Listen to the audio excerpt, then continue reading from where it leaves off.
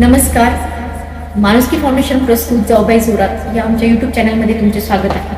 मैत्रिणींनो, सध्या समाजामध्ये HPV या लसीकरणासंदर्भात खूप मोठ्या प्रमाणात चर्चा होताना दिसत आहे. सोशल मीडियावर तर खूप मोठ्या प्रमाणात यावरती वाद निर्माण झालेला आहे. अनेक समज निर्माण झालेले आहेत आणि हेच गैरसमज आमच्या सुद्धा मनामध्ये निर्माण झालेले आहेत आणि ते दूर करण्यासाठी आम्ही मुक्ता कॉल्पोस्कोपी सेंटर येथे एका तज्ज्ञ डॉक्टरांना भेटण्यासाठी आलेलो आहोत. आपल्या डॉक्टरांचे नाव आहे अनघा दिवाण मॅडम. नमस्कार, मी डॉक्टर सौ अनघा दिवाण, मुक्ता कॉल्पोस्कोपी सेंटर आणि दिवाण हॉस्पिटल येथे प्रसूतीशास्त्र, स्त्रीरोग, कॉल्पोस्कोपी आणि प्रिव्हेंटिव्ह ऑन्कॉलॉजी तज्ज्ञ म्हणून कार्यरत आहे. डॉक्टर अनघा दिवाण मॅडम या WHO प्रमाणित कॉल्पोलॉजी तज्ज्ञ आहेत.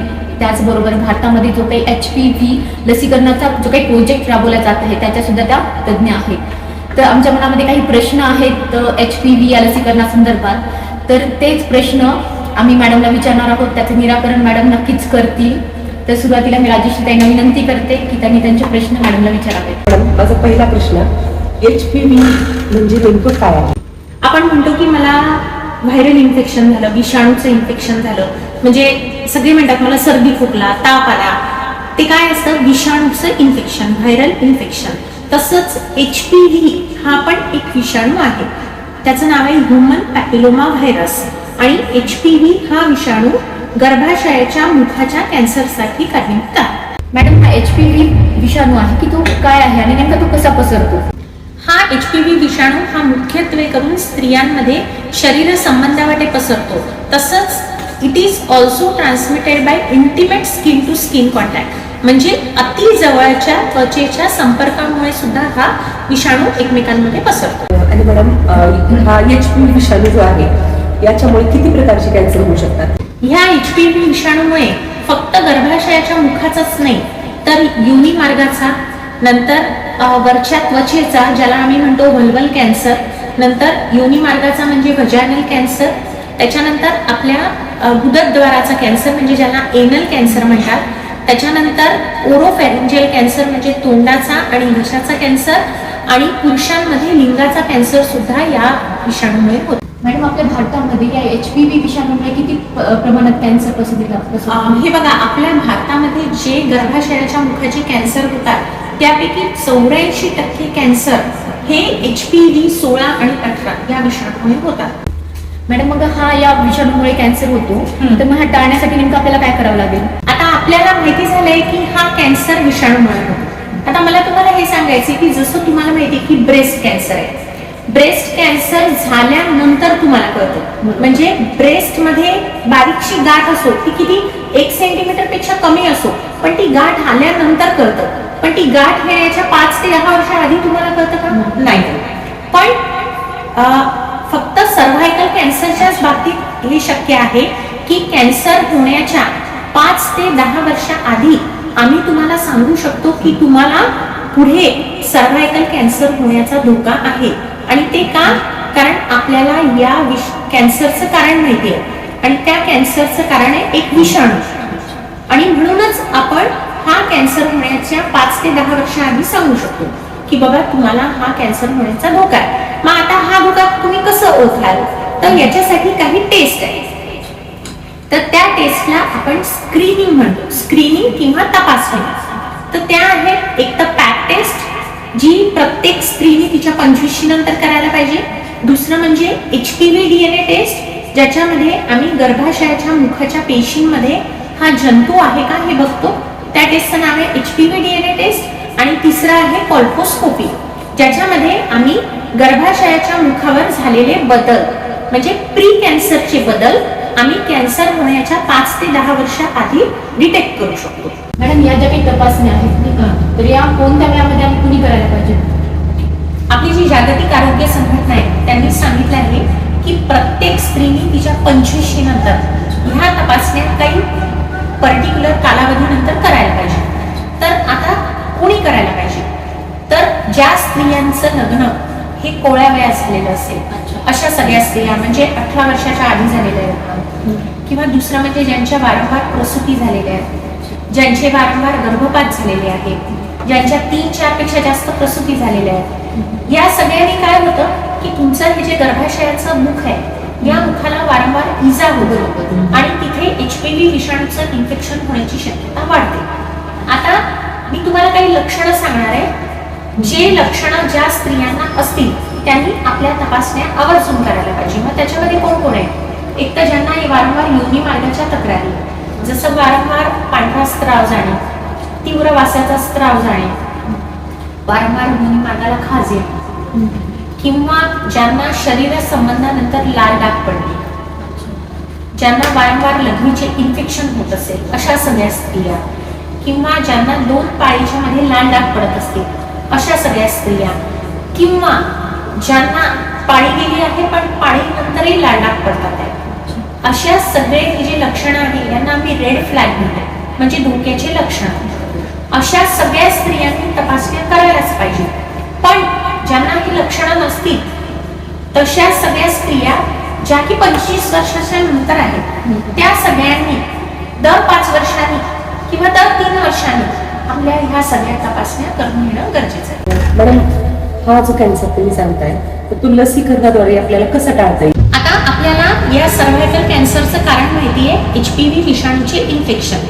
तर आपण जेव्हा HPVची लस देतो तेव्हा आपण काय करतो की हा HPVचा विषाणू शरीरात शिरण्याच्या आधी आपण त्या मुलीला किंवा स्त्रीला HPVचं इन्फेक्शन होऊ नये म्हणून तिला संरक्षण देतो. ओके, आणि हेच लसीकरणाचं प्रिन्सिपल आहे. मग मॅडम ही लस कुणाला द्यायची, म्हणजे कोणत्या वयामध्ये दिली तर ती जास्त प्रभावी ठरेल? आपली जी जागतिक आरोग्य संघटना आहे WHO आणि CDC यांनी सांगितल्याप्रमाणे आपण 9 ते 45 वर्ष वयोगटातल्या सगळ्या किशोरवयीन मुली आणि स्त्रियांना ही लस देऊ शकतो. पण पहिला शरीर संबंध होण्याच्या आधी ही लस दिली तर ती सगळ्यात जास्त प्रभावी आहे. आणि का? कारण मी तुम्हाला याच्या आधी सांगितलं की हा विषाणू कसा पसरतो? सेक्शुअल कॉन्टॅक्टद्वारे.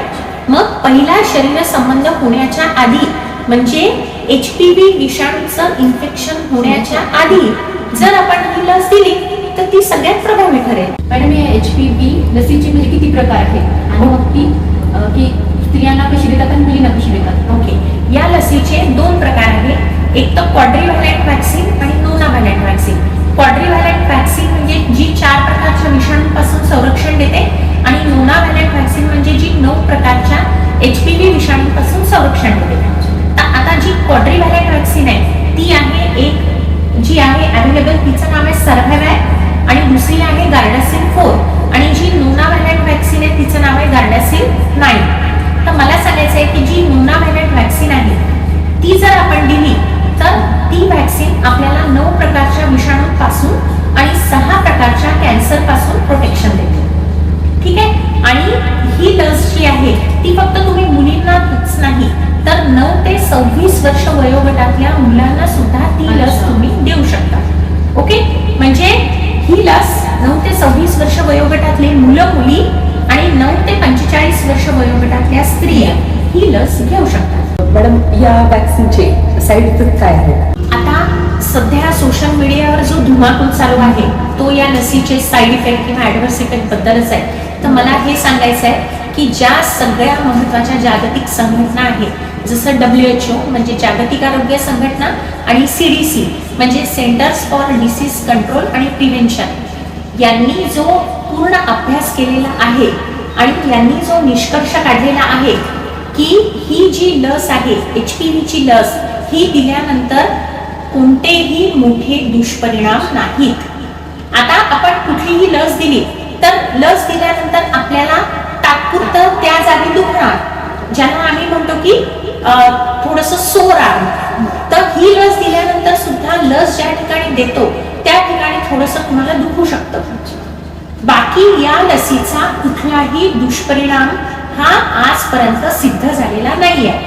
सगळ्यात महत्त्वाचं मला सांगायचं आहे की ही लस आपल्या मुलींच्या किंवा स्त्रियांच्या गर्भपिशवीवर कुठलाही दुष्परिणाम करत नाही किंवा स्त्रीच्या बीजकोशावर कुठलाही दुष्परिणाम होत नाही किंवा तिसरं म्हणजे स्त्रीच्या प्रजनन संस्थेवर हिचा कुठलाही दुष्परिणाम होत नाही आणि हे प्रयोगांती सिद्ध झालेलं आहे.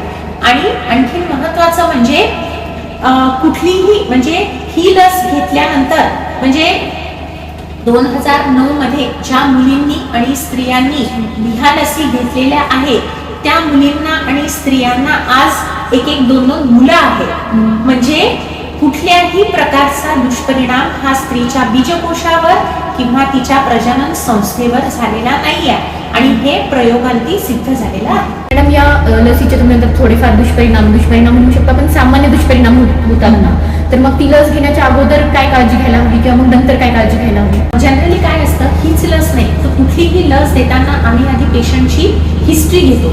म्हणजे त्या पेशंटला आधी कुठल्या लसीची अलर्जी आली आहे का हे विचारतो आपण, तिला आधी कुठला आजार आहे का हे विचारतो आणि त्याच्यानंतरच आपण हिस्ट्री आणि एक्झामिन केल्यानंतरच आपण लसीकरण करतो. तर ते पण या लसीच्या बाबतीत सगळ्या गोष्टी आपल्याला करायच्या आहेत की पेशंटची हिस्ट्री घ्यायची आहे. तिला ही लस जर आधी घेतली असेल तर ही लस घेतल्यानंतर कुठला तिचा अलर्जिक रिॲक्शन झाली आहे का हे विचारूनच आपल्याला लस द्यायची. आणि आपण कुठलंही लसीकरण केल्यानंतर आपण पेशंटला सांगतो की एक 10 ते 15 मिनिटं तुम्ही उपडीतच बसा आणि त्याच्यानंतर तुम्ही जा. तर तसंच आपण ही लस म्हणजे ह्या लस दिल्यानंतर किंवा लसीकरण केल्यानंतर आम्ही पेशंटला 10 ते 15 मिनिटं आम्ही उपडीतच बसवून ठेवतो आणि त्याच्यानंतरच त्यांना जाण्याचा सल्ला देतो. मॅडम, ही HPVची जी लस घेणार आहोत तर ती घेतल्यानंतर एखादा बुस्टर डोस घेण्याची गरज पडेल का? ही HPVची लस जी आहे ते लसीकरणाचं शेड्यूल आहे की 9 ते 15 वर्ष वयोगटातल्या ज्या मुली आणि मुलं आहेत त्या लोकांना फक्त 2च डोसेस लागतात. ओके. आणि 15 ते 26 वर्ष वयोगटातले जी मुलं आहेत त्यांना 3 डोस द्यायला लागतात आणि 15 ते 45 वर्ष वयोगटातल्या ज्या मुली आणि स्त्रिया आहेत त्यांना पण 3 डोस लागतात. पण हे डोस घेतल्यानंतर तुम्हाला कुठल्याही बुस्टर डोसची गरज नाही. म्हणजे या लसीची जी प्रतिकार शक्ती आहे किंवा आम्ही आमच्या भाषेत इम्युनोजेनिसिटी म्हणतो ती त्यांना आयुष्यभर पुरणारी आहे. म्हणजे त्या लसीचा कुठलाही बुस्टर डोस त्यांना लागत नाही. मग मॅडम, ही लस घेतल्याच्या नंतर जो काही गर्भाशयाचा मुखाचा जो काही आपण टेस्ट करतो तर परत आणखीन टेस्ट करायची गरज आहे का? म्हणजे ती स्क्रीनिंग करायची गरज आहे किंवा मग ती काय पॅप टेस्ट असते ती करण्याची गरज आहे का? हो, लस जरी घेतली असेल तरी गर्भाशयाच्या तोंडाच्या कॅन्सरच्या ज्या तपासण्या आहेत ते करायची गरज आहे. कारण असं सांगितलेलं आहे की जे 99% जे कॅन्सर आहे ते फक्त HPV विषाणूमुळे आहे. काही गर्भाशयाचे कॅन्सर हे HPV विषाणू, गर्भाशयाच्या तोंडाचे कॅन्सर हे HPV विषाणूमुळे होत नाही. तर म्हणून आपल्याला गर्भाशयाच्या मुखाच्या कॅन्सरसाठी स्क्रीनिंग करणं गरजेचं आहे. आणि दुसरी एक गोष्ट आहे की जर ही लस पहिला शरीर संबंध होण्याच्या आधी घेतली तरच ती 100% प्रभावी आहे. मग आता काही स्त्रिया आहेत ज्यांनी ही लस उशिरा घेतली असेल तर त्या स्त्रियांमध्ये आपल्याला गर्भाशयाच्या मुखाच्या कॅन्सरच्या स्क्रीनिंग टेस्ट किंवा तपासण्या करणं गरजेचं आहे. कारण त्यांनी ही लस उशिरा घेतली आहे म्हणजे मे बी त्यांना 100% प्रोटेक्शन मिळणार नाही. म्हणून आपल्याला त्यांच्यामध्ये स्क्रीनिंग किंवा तपासण्या करणं गरजेचं आहे. तुम्ही महिलांना आणि पालकांना या HPV लसीबद्दल काय संदेश द्याल?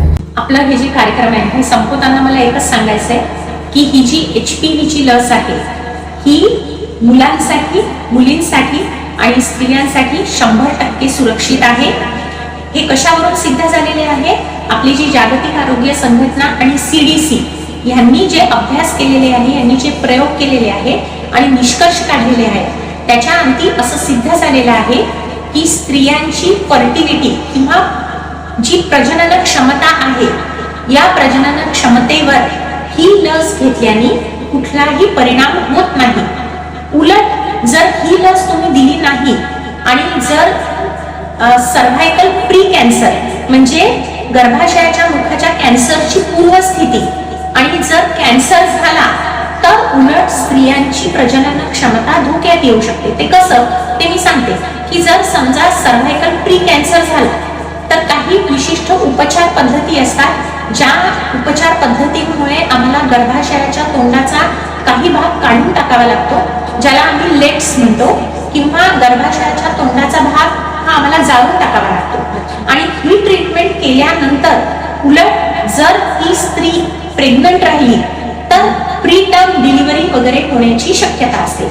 म्हणजे तुम्हाला HPV लस घेणं फायद्याचं आहे का तुम्हाला सर्व्हायकल प्री कॅन्सरची ट्रीटमेंट करणं फायद्याचं आहे हे तुम्ही ठरवायचं की तुम्हाला काय फायद्याचं आहे. आणि महत्वाचं म्हणजे सगळ्यात महत्वाचं म्हणजे हे सिद्ध झालेलं आहे की या लसीचा स्त्रियांच्या प्रजनन क्षमतेवर कुठलाही परिणाम होत नाही. त्याच्यामुळे मी एकच सांगेन सगळ्यांना की आपल्या जगामध्ये गर्भाशयाच्या मुखाचा कॅन्सर हा एकच कॅन्सर असा आहे की जो आपण टाळू शकतो. आणि तो का टाळू शकतो? कारण आपल्याला त्या कॅन्सरचं कारण माहिती आहे आणि कारण आहे HPV विषाणू. आणि आपण HPV विषाणूचं इन्फेक्शन कसं टाळू शकतो? ते एक तर लसीकरणाद्वारे आणि दुसरं म्हणजे ज्या स्त्रियांमध्ये HPV विषाणूचं इन्फेक्शन झालेलं आहे त्यांच्यामध्ये स्क्रीनिंग किंवा तपासण्या करतात. त्याच्यामुळे व्हॅक्सिनेशन म्हणजे लसीकरण आणि तपासण्या हे आपल्याला सर्व्हायकल कॅन्सर किंवा गर्भाशयाच्या मुखाच्या कॅन्सरचं जर आपल्याला समूळ उच्चाटन करायचं असेल तर ह्या दोन्ही गोष्टी करणं अत्यंत गरजेचं आहे. ही लस HPV ही जी लस आहे तर ती गर्भाशयाच्या मुखाच्या कॅन्सर पासून संरक्षण देऊ शकते. आणि जागरूकता हीच पहिली पायरी आहे. स्वतःसाठी योग्य निर्णय घ्या. तुम्हाला जर प्रश्न पडत असतील तर डॉक्टरांशी भेटा, डॉक्टरांचा सल्ला घ्या. आणि आज आपण मॅडमला भेटलो आणि मॅडमने एवढं सुंदर मार्गदर्शन केलं, एवढं महत्वाचं मार्गदर्शन आपल्याला दिलं, त्याच्यासाठी मॅडमचे मी खूप खूप आभार मानते. धन्यवाद. मैत्रिणींनो, लस घ्यायची किंवा नाही घ्यायची हा प्रत्येकाचा वैयक्तिक प्रश्न आहे.